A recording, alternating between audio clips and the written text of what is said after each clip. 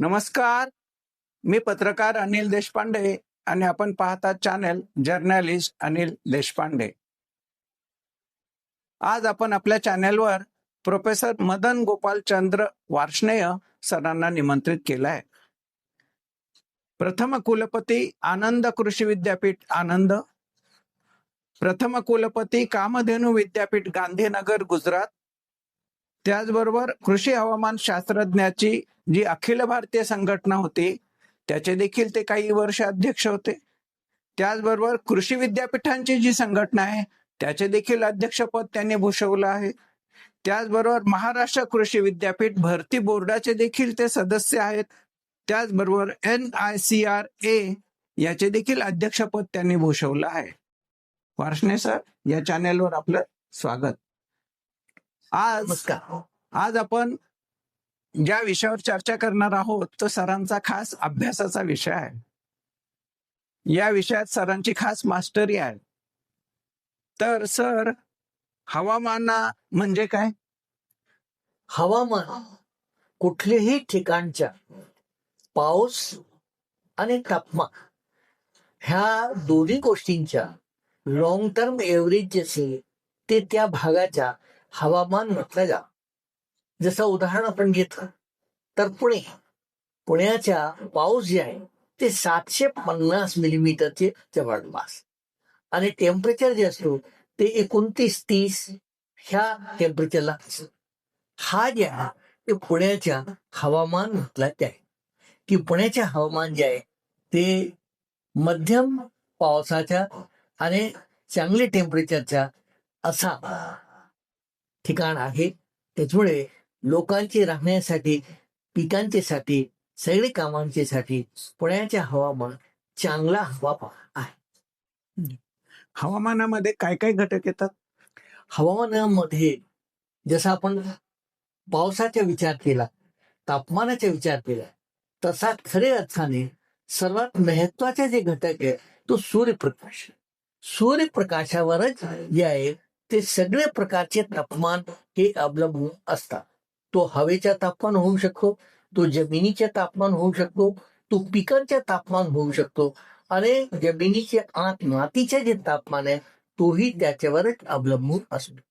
तसाच या पाऊस हे दुसरा खूप मोठा घटक आहे, कारण की त्याच्यावर जे आहे तर हवेची आर्द्रता बरोबर जे जमिनीच्या ओलेपणा किंवा पिकांच्या साठी जे श्वसन रेस्पिरेशन करण्यासाठी जे आहे तोही सगळा हा पावसावर अवलंबून असलेला असा सगळा विषय आहे. पण तिसरं ते सर्वात महत्वाचे घटक आहे तो म्हणजे वाऱ्याच्या वेग आणि दिशा हे दोन्ही खूप महत्वाची असतात. जर वाऱ्याचा वेग सामान्य असला तर पिकांच्यासाठी आणि माणसांच्यासाठी तो सोयीस्कर असतो, चांगला असतो. पण तो खूप जोराने वाहू लागला तर त्रासदायक, आणि त्याच्याही पेक्षा खूप मोठा झाला तर त्याला तुफान म्हणतो, बवंडर म्हणतो, आणि त्याच्यामुळे खूप खूप नुकसान होऊ शकतो. आणि वाऱ्याचे वेग जे आहे ते नेहमी कॉन्स्टंट राहतो किंवा एका दिशामध्ये वाहतो असं नाही.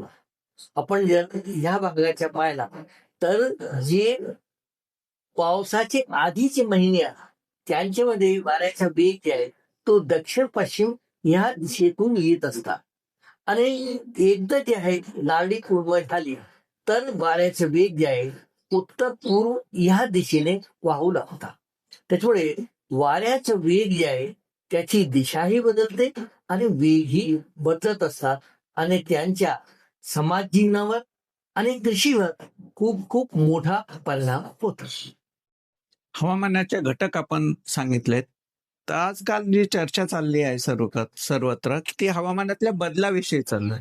तर नेमका हवामानातले बदल म्हणजे काय आपण सांगा? हवामानामधला बदल हा आज तुम्ही खरंच सांगितला मोठे चर्चेचा विषय. कारण की पाऊस पूर्वी लोकांना असं वाटायचे की जूनच्या पहिल्या आठवड्यामध्ये पाऊस येणार, म्हणजे हमखास एखाद 2 दिवस इकडे तिकडे येणार. आता तसं होत नाही. जूनच्या पहिल्या आठवड्यामध्ये पाऊस आला असा फार क्वचित होता, किंवा जे ऑक्टोबरमध्ये हीट असतात, तो ऑक्टोबर हीट जी आहे पूर्वी होती, पण आता जे आहे असं वाटतंय की ऑक्टोबर हीट ही कमी झाली की काय. ही जी गोष्टी आहे की हवामानाचे जे घटक आहे तो वेळोवेळी असले पाहिजे आणि समान असले पाहिजे. तसं न होताना त्यांच्यामध्ये खूप उतार चढाव होऊ लागला. जसा क्लाउड वर्स हा पुण्यामध्ये कधी ऐकलेला नव्हता पूर्वी. ढगफुटी. 12 13 वर्षपूर्वी ढगफुटी हे प्रकार झाले आणि त्या ढगफुटीमध्ये इतकं पाणी वाहिला की त्याच्यामुळे लोकांना प्रश्न पडला की पुण्यामध्ये इतकं पाणी पडला कसं. किंवा जर आपण सर्वांनी ऐकलं असेल की मोदीजी ज्यावेळी केदारनाथला गेले होते त्या केदारनाथलाही ढगफुटी झाली होती आणि ढगफुटी नंतर जे आहे इतका पाऊस आला की असा वाटला की संपूर्ण केदारनाथ वाहून जाईल की काय. त्याच्यामुळे पूर्वी जे ढगफुटी फक्त अभ्यासामध्ये होती ते आता होऊ लागले आणि ह्या वर्षी तर उत्तराखंडमध्ये, हिमाचलमध्ये, जम्मूमध्ये अनेक ठिकाणी ढगफुटी झालेली आहे आणि अनेकदा झालेली आहे. हा जी ढगफुटी होण्याचा प्रकार आहे किंवा तुफान येण्याचे प्रकार आहे तो हवामान बदलाचा परिणाम आहे. बरोबर. तर हवामानाचा शेतीवर काय परिणाम होतो? मित्रो, शेतीचं तर सगळं जीवन जे आहे तो हवामानावरच अवलंबून असतो. हवामान चांगलं असला तर जमिनीमधून हा झाड जे आहे फुटणार, मोठा होणार, त्याच्यावर फुलोरा येणार. त्या फुलोराचे जे आहे ते दाणे भरतात आणि दाणे भरल्यानंतर जे आहे अन्नधान्य तयार होतो, फल फूल तयार होतात. हा सगळी गोष्टी हवामानावर अवलंबून असते. जर हवामान चांगलं राहिलं तर पिकाचे उत्पादन भरपूर येत असतो आणि पीक जे आहे त्यांच्या काळामध्ये त्यांची जीवन पूर्ण करते. जसं उदाहरणार्थ खरीपची पिकं, तर खरीपची पिकांचे जे आहे ते सीजन तो सप्टेंबर ऑक्टोबर पर्यंत येऊन पूर्ण होऊन जाणार. रवीची पिकांची पेरणी सुरू होऊन जाईल ऑक्टोबर नोव्हेंबर मध्ये आणि नंतर डिसेंबर जानेवारी फरवरी पर्यंत ही तुमची रवीची पीक आहे ना. जर हवामान ह्या सगळ्या सोयीस्कर राहिला तर खरीपची पीक जसा की भात आहे, डाळी आहे, हे सगळे अगदी वेळोवेळी येणार आणि भरपूर येणार. आणि रवीची पीक आहे जसं गहू आहे, चना आहे, हे सगळे जे आहे जर रवीचे हवामान कोरडा राहिला आणि थोडेसा पाणी देता आला तर ते रवीचे पीक जे आहे त्यांच्याही उत्पादन भरपूर होत असतो. त्याच्यामुळे झाडाची वाढीची प्रत्येक स्थितीला हा हवामान जे आहे ते कारणीभूत असतो आणि त्या स्थिती जर योग्य वेळेस आली तर उत्पादन भरपूर मिळतो, चांगला मिळतो, नाही तर शेतकऱ्याला नुकसान. आता आपण जसं हवामानाचं सांगितलं त्याचं शेतीतलं महत्व, तसं हा जो हवामानात बदल होतोय त्याचा शेतीवर काय परिणाम होतो? हवामान बदलामुळे शेतीच्या जे लाईफ सायकल आहे तो पूर्णच्या पूर्ण बदलून जातो आणि त्याच्या उत्पादन घटतो. जसं उदाहरण म्हटलं आपण की जर हवामान बदल झाला आणि हवामान बदलामुळे खरीफ मध्ये पाऊस जे आहे ते कमी पडला किंवा जुलै महिन्यामध्ये पाऊस जे आहे ते खूप कमी पडला तर पिकांची वाढ खुंटेल आणि उत्पादन खूप कमी येईल. आपल्या लक्षात असेल एक वर्षी पाऊस भरपूर होता पण जुलै महिन्यामध्ये पाऊस नव्हता म्हणून त्या वर्षीच्या उत्पादन जे आहे खूप घटलं आणि त्याच्यामुळे लोकांनी जे आहे सरकारला प्रश्न विचारला की असा त्या सगळ्याच्या आधी आपल्याला का समजू शकला नाही की जुलैमध्ये पाऊस जे आहे ते कमी आहे. त्याच्यामुळे हा जी गोष्टी की हवामान बदल जर झाला तर त्या हवामान बदलाच्या पिकांची वाढीवर, उत्पादनावर, उत्पन्नावर या सगळ्यांच्या वरून खूप खूप परिणाम होत असतो. म्हणून हवामान बदल हे पिकांच्यासाठी थोडी सीमेपर्यंत सहन होतो पण त्याच्या नंतर सहन होत नाही आणि नुकसान का. या हवामान बदलाचा समाजावर देखील काही परिणाम होतो का? हो ना.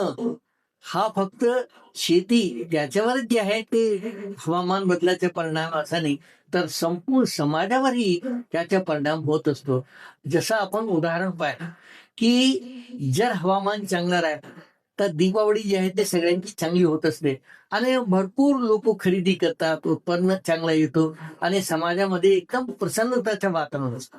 पण तोच जर हवामान बदल झाला आणि त्याच्यामुळे उत्पादन जे आहे ते घटला आणि खूप चांगला येऊ शकलं नाही, तर लोकांची दीपावली जी आहे ती चांगली होत नाही. मग ते म्हणतात की नाही, यावर्षीची दीपावली चांगली झाली नाही. म्हणजे समाजामध्ये वातावरण निराशाचं होऊन जात असतं.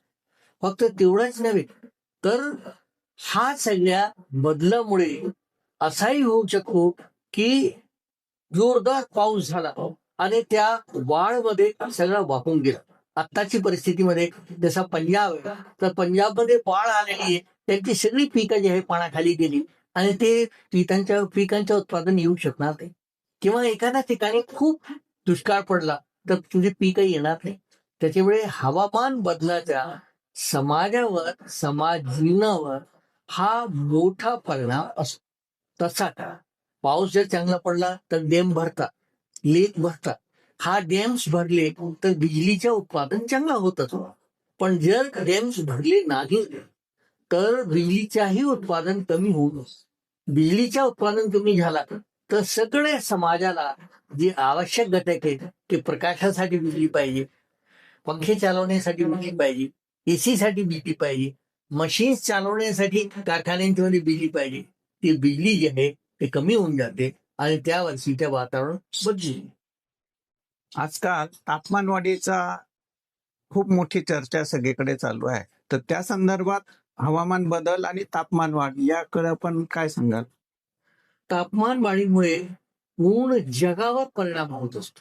हा फक्त एखाद्या देशावर, एखाद्या भागावर, एखाद्या पिकावर होतोय असं नाही, तर संपूर्ण पृथ्वीवर हवामानाचा परिणाम होत असतो.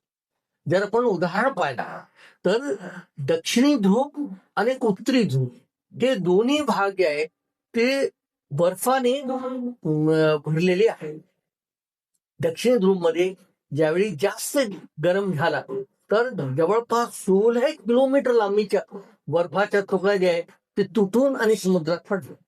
समुद्रात पडल्यामुळे मग तो वितळला आणि वितळून तो आणि उरलेल्या भागाच्या पाणी समुद्राची पातळी वाढली. समुद्राची पातळी वाढली म्हणजे समुद्र काठचे जितके शहर असतात, समुद्र काठचे जितके गाव असतात, त्या सगळ्यांच्या मध्ये पूर आला आणि त्यांच्या नुकसान झालेलं असतं. तसंच जरी तर त्याच्या पुढे उत्तर ध्रुव जे आहे त्या उत्तरी ध्रुवला पूर्वी बर्फच बर्फ होता आणि त्याच्यामुळे जपानहून जर तुम्हाला इंग्लंडला जायचे असेल तर एकच मार्ग होता की तुम्ही समुद्राच्या मार्गाने जर गेले तर हिंद महासागर आणि ह्या सगळ्यामध्ये होऊन स्वेझ कॅनॉल मध्ये होऊन आणि इंग्लंडला जातो. आता उत्तर भारताच्या बर्फ वितळला त्याच्यामुळे तिथे जे आहे हवा जहाज जाण्याच्या जागा निर्माण झाल्या. आता जर जपानहून जहाज निघेल तर वरून होऊन आणि इंग्लंडला डायरेक्ट पोहोचू शकतो. रस्ता जे आहे ते निम्म्यापेक्षा कमी झाला.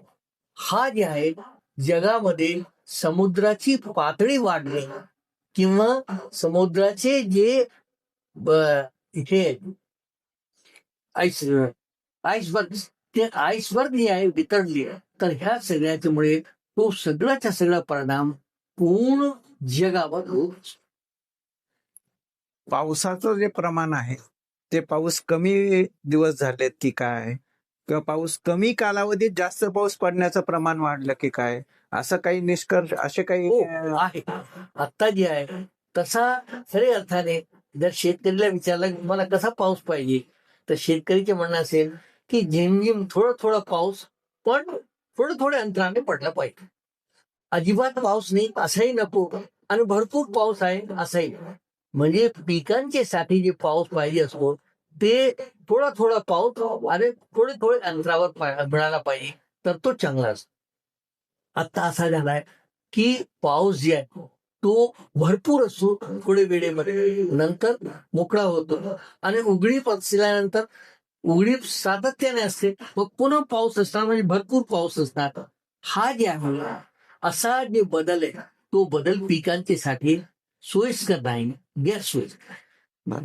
आणि पावसातल्या या बदलण्यात हा जो बदल झाला पावसाच्या ह्याच्यात, त्यामुळे शेतीसमोर सुद्धा खूप संकट निर्माण झाले हो. दिसतात. तुम्ही खूप खरा प्रश्न म्हटला की हा जे बदल झालेला की पावसाचे दिवस कमी झाले आणि पावसाची मात्रा वाढली तर ह्याचे जे आहे पिकांच्यावर खूप मोठा परिणाम झाल्यामुळे शेतीच्या उत्पादन कमी होतो, उत्पन्न कमी होऊन जातो आणि जर त्याचं उत्पन्न कमी झाला तर शेतकऱ्याचा त्रास होतो. मला एक सांगा, शेवटच्या प्रश्नाकडे आपण या चर्चेला जाऊया, की या सगळ्या बदलाच्या संदर्भामध्ये समाजानं, शेतकऱ्यांनी काय केलं, काय उपाययोजना केली पाहिजे जेणेकरून यातनं त्याला थोडंफार रिलीफ मिळू शकेल? हा सगळे बदलांच्यासाठी आपल्याला सर्वात जास्त जी मदत करतात ते झाड. झाड जर भरपूर असले तर ते मनुष्यासाठी किंवा समाज जीवनासाठी फार चांगले असतात.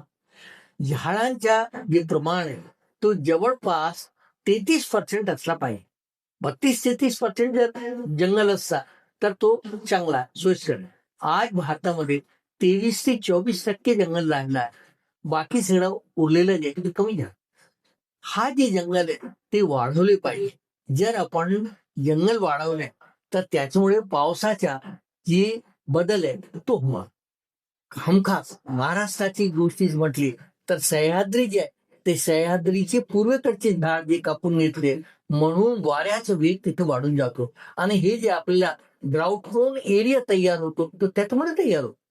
जर आपण सह्याद्रीचे पूर्वेकडचे ह्याच्यावर ढलांवर पट्टीवर जर झाड खूप लावले तर तिथला वाऱ्याचे वेग कमी होऊन जाईल आणि नगर, सोलापूर, पुणे, सातारा, सांगली या सगळ्या भागांचे चांगला पाऊस पडू शकतो.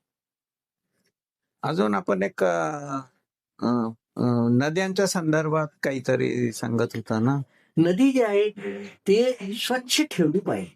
जर नद्यांच्या मध्ये गाळ साचली, पाणी कमी झाला, प्रवाह त्याचा कमी झाला तर तोही गैरसोयीस्कर होत असतो. नदी जी आहे खरे अर्थाने जीवनामध्ये जसे नसे असतात तशी आहे की नदीमधून पाणी समुद्राकडे जात असतो आणि ढग जे आहे ते त्याच्यावरून चालून आणि जमिनीवर येत असतात. त्याच्यामुळे ढग जे आहे त्यांच्यासाठी नदी जी आहे ते हायवे सारखा आहे की त्याच्यावरून ढग येत असतात आणि संपूर्ण देशात पसरतात. त्याच्यामुळे नद्या स्वच्छ राहिली पाहिजे, चांगली राहिली पाहिजे. ती जशी राहिली तर संपूर्ण देशासाठी ती सोयीस्कर होईल. म्हणजे निसर्गातील झाड आणि नद्या या दोन महत्वाच्या घटकांकडे जर आपण सर्वांनी लक्ष दिलं, त्यांचं आपण रक्षण केलं तर त्या देखील आपलं रक्षण करतील. यातनं आपण या हवामानातल्या बदलाच्या संकटावरला काही प्रमाणात रिलॅक्सेशन मिळू शकतो असा संदेश आपण या निमित्तानं देतात. हो. या हवामानातील बदलाव्या संदर्भात शेतकऱ्यांना माहिती देण्याचा आमचा हा उपक्रम आपल्याला नक्कीच आवडला असेल. वार्ष्णे सर, आपण आमच्या चॅनलवर आलात आणि शेतकऱ्यांसाठी खूप उपयुक्त माहिती दिली, त्याबद्दल आपले आभारी आहोत. आपण आमचं चॅनल लाईक करा, शेअर करा आणि सबस्क्राईब करा. धन्यवाद.